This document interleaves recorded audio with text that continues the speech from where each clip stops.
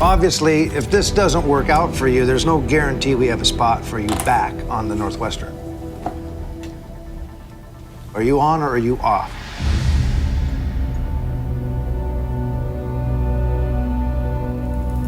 I think I'm off.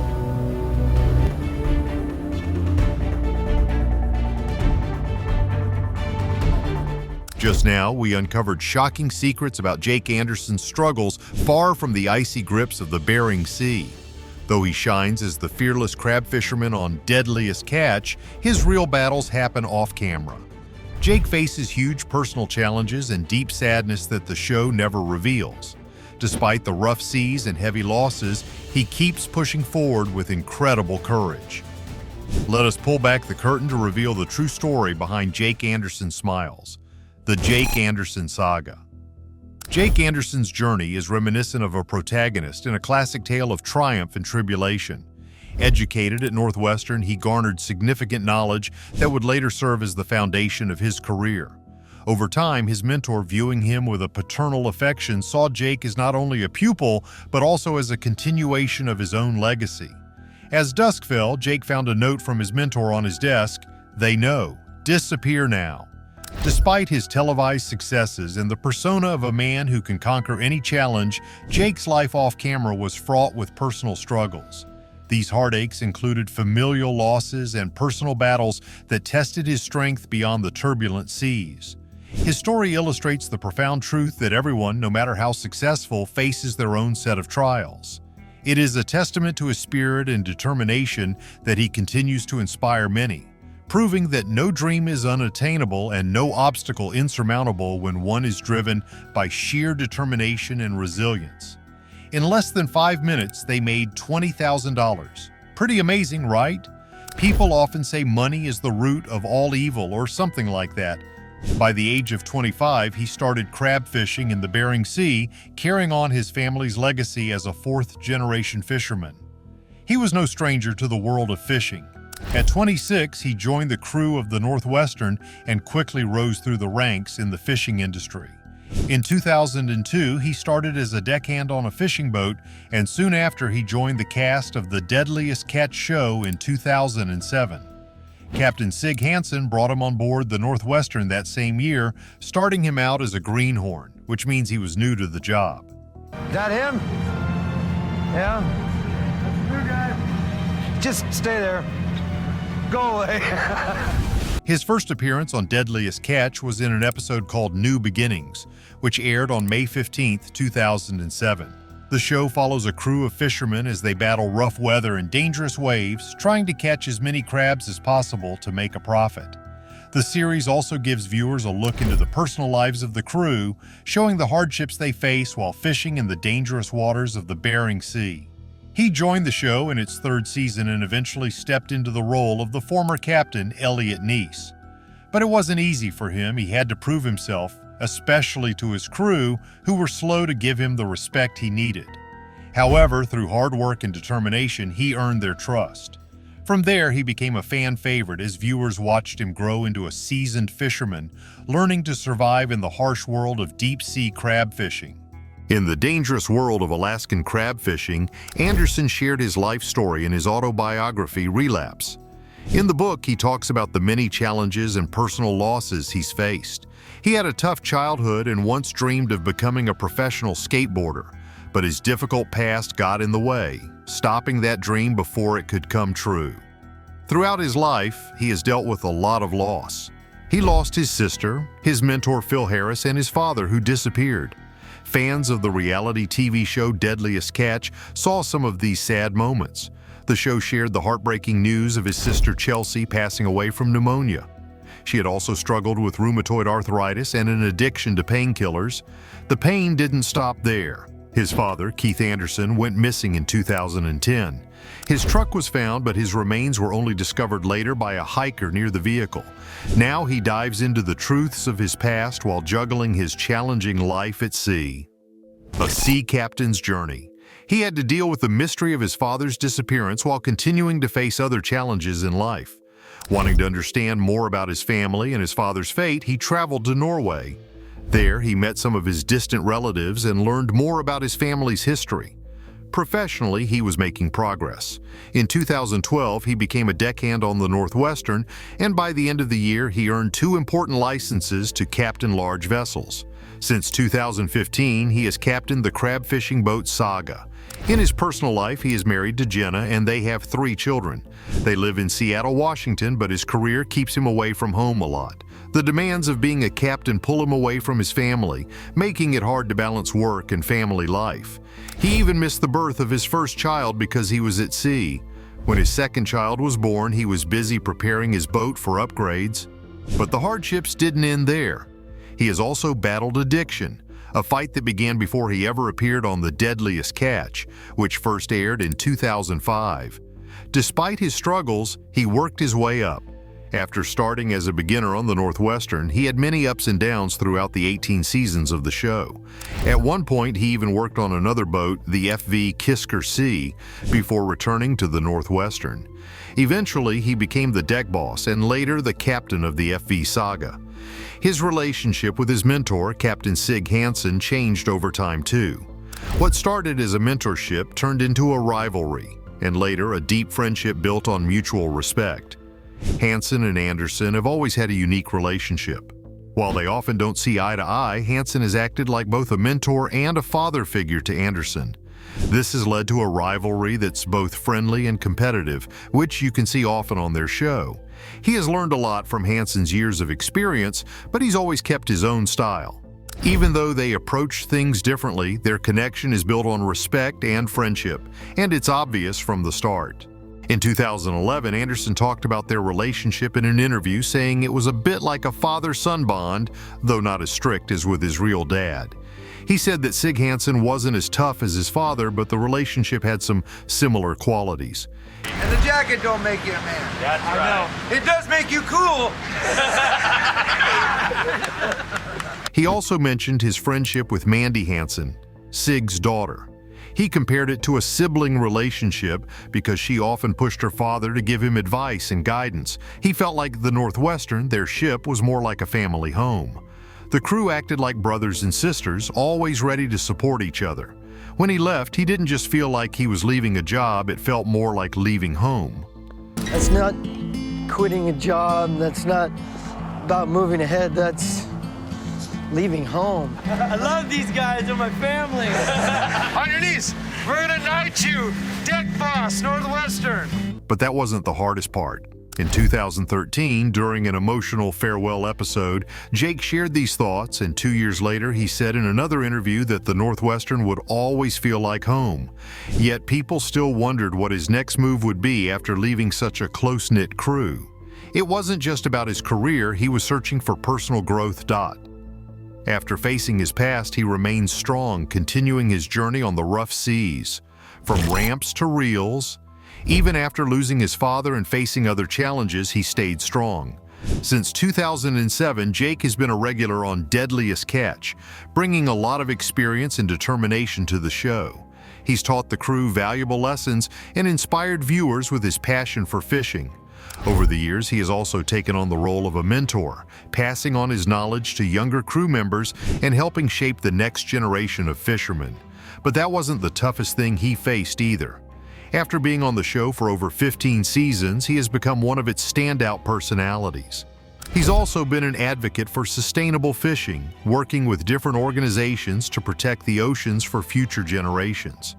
Plus, he's helped raise funds to support the fishing community. Deadliest Catch takes viewers deep into the tough and dangerous world of deep-sea fishing, while also showing the personal struggles of the crew. One of those crew members, Captain Jake Anderson, has gone through many difficult challenges and personal losses. His story is one filled with unexpected turns, challenges, and, in the end, hope. He never planned on becoming a fisherman. Actually, when he was younger, he had very different dreams. He was passionate about skateboarding, and from the moment he stepped on a board, he was hooked. Skateboarding was more than just a fun activity for him, it was his life. He spent hours practicing at the local skate park, trying to master every trick and turn. He dreamed of going professional, traveling the world, and showing off his skills in competitions. As he grew up, his love for skateboarding only got stronger. He wasn't just playing around, he was training with purpose. He wanted to be the best, always pushing himself to learn more difficult tricks and become a top skater. His friends admired him for his talent, and he felt like he was on the right path to achieving his goal of becoming a professional skateboarder. He even started competing in local skateboarding contests, and people were starting to notice him. He was confident that this was his future. But then something changed. One day, while practicing a trick he'd done many times before, he had a serious accident. He tried to land a move off a set of stairs, but he lost his balance and landed awkwardly. His ankle was badly injured. At first, he thought it would heal quickly, but it didn't. The injury was worse than he thought, and it kept him off his skateboard for months.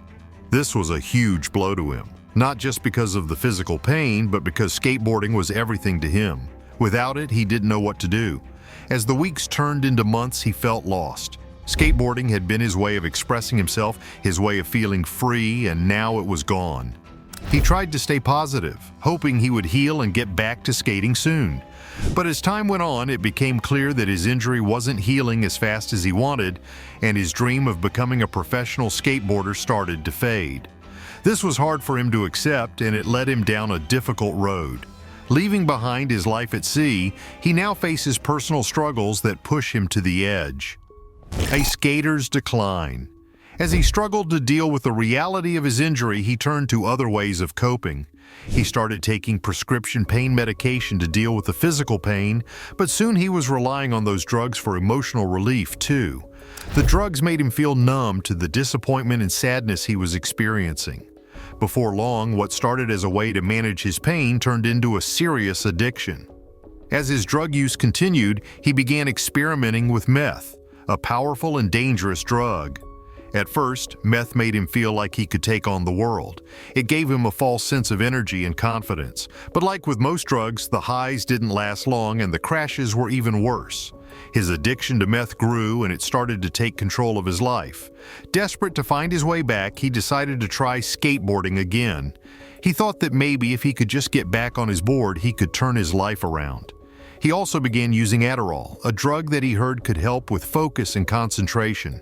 Some people told him it would help him perform better on his skateboard, but instead of improving his skills, it made things worse. The pressure he felt to be as good as he was before, combined with the effects of the drugs, made it impossible for him to skate the way he used to.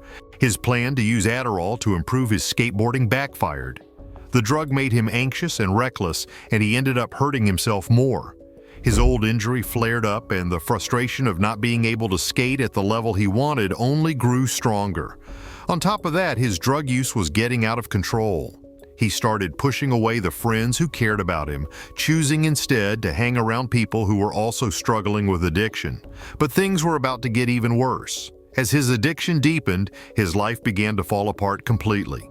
He lost his job, ran out of money, and eventually became homeless. For a while, he lived on the streets, struggling to survive while still battling his addiction. It was a dark and painful time for him. He had lost everything that once mattered to him: his dream of becoming a professional skateboarder, his friends, his health, and he wasn't sure if he could ever recover.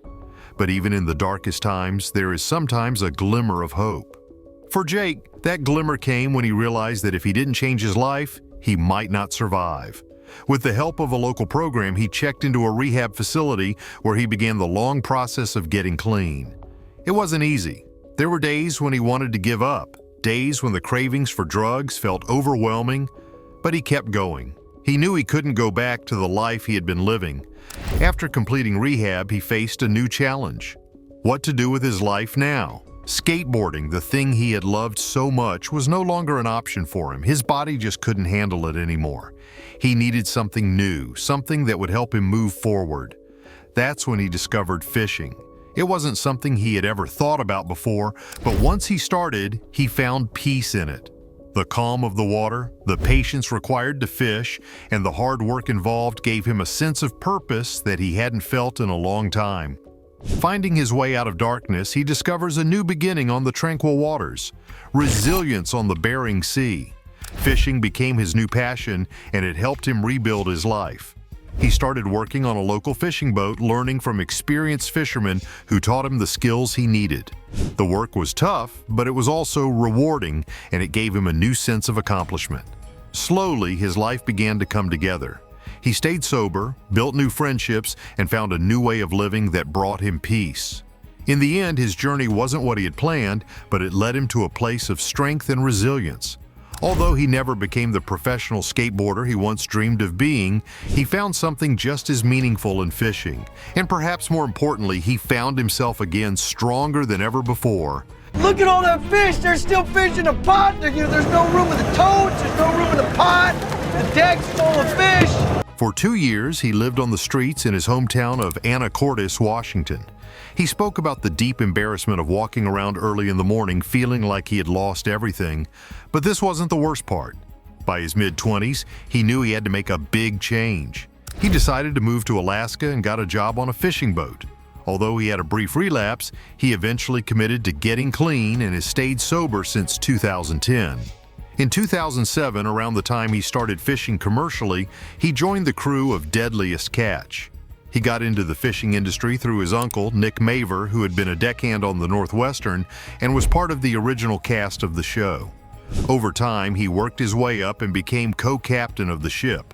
Meanwhile, his uncle, who was dealing with health issues and a cancer diagnosis, left the show but continued to run a salmon fishing business in Alaska. Tragedy struck again in June 2024 when his uncle, Nick Mavar, passed away after a sudden health incident. He fell from a ladder at a dock in Naknek, Alaska, and suffered a fatal heart attack. He was 59 years old. Shortly after, he shared a heartfelt poem on Facebook expressing his love and respect for his uncle. But that wasn't the only family tragedy he faced. During the 5th season of Deadliest Catch, while out at sea, he received the devastating news that his sister Chelsea had died. Chelsea had struggled with juvenile rheumatoid arthritis since she was young, and in 2009, complications from pneumonia took her life. She had lived in pain for most of her life due to her condition. He later shared a memory of their last conversation on Facebook. He recalled how Chelsea had argued with their mother, insisting she didn't need to go to the hospital. Sadly, she passed away in the hospital waiting room not long after. But even before that, his family had experienced another heartbreaking loss. In 2008, his father, Keith Anderson, went missing. He had left home to meet a friend and never returned. His truck was found abandoned, but there were no other clues. It wasn't until 2 years later that a hiker discovered skeletal remains near where the truck had been found. Those remains were confirmed to be his father, giving the family some closure, though the questions surrounding his disappearance remained unanswered. Keith was 62 when he died. These personal losses have deeply affected him, shaping who he is both as a person and as a captain in the dangerous waters of the Bering Sea on Deadliest Catch. What do you think really happened to Keith Anderson? Share your theories below. Don't forget to like, comment, and subscribe for more intriguing stories.